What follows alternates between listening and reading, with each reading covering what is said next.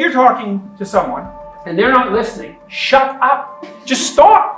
It's like you could tell if they're not listening, and if they're not listening, quit saying words. You'll just feel like a fool anyways, because it's like you're throwing ping pong balls against a brick wall. You're not getting anywhere. If they're not listening, that's a sign that the situation isn't set up to allow you to progress on the path that you're choosing. Roger suggested this technique.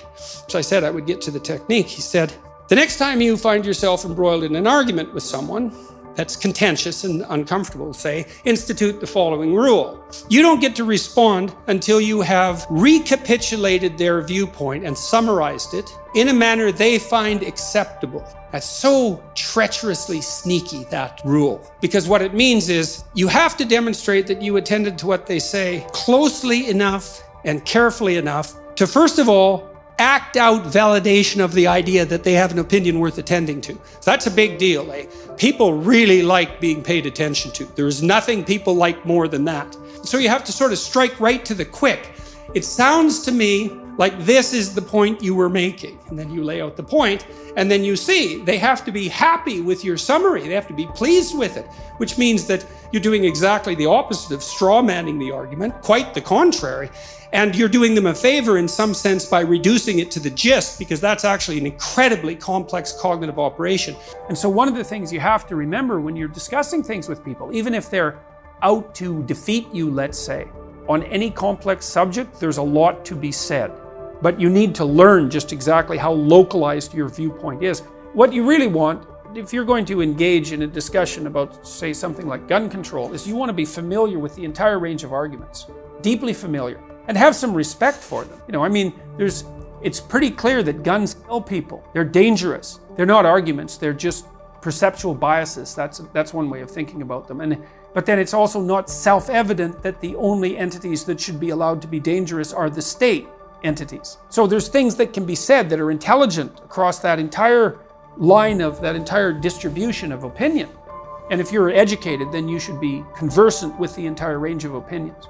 Now, the alternative is to believe that you're wise enough to detail out explicit arguments that you don't agree with, and to ignore that, and to wall yourself off from that, and to not have it affect you at the same time that you're maintaining your original beliefs. You can just forget that.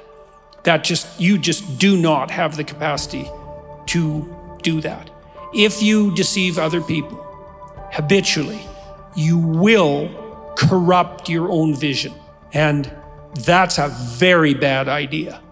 When you listen to someone very, very carefully, and especially if they express themselves for a while, and you say to them, well, it sounds to me like this is what you're saying, what you're doing is taking a tremendous amount of emotionally laden material, a lot of it unnecessary in the final analysis because of the ensuing synthesis, and offering them a synthesis, which is a great thing to do, especially if they're happy to accept it, because that also means that you did listen to them.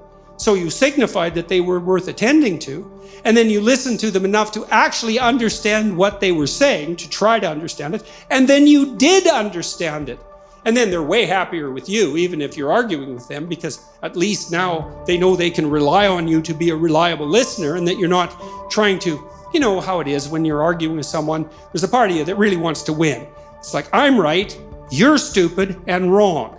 And so the best way for me to demonstrate that is to warp and bend your argument in make it trivial in some way it isn't, especially if it's directed to some degree at like elucidating my character flaws and to minimize you in doing so. And that's not a great road to peace unless you're willing to bring a big club to the argument, and many people are. And instead of listening and trying to make peace and sort things out, they'll use all sorts of subtle forms of suppression in their ensuing dialogue just to keep everything, under the rug or in the closet.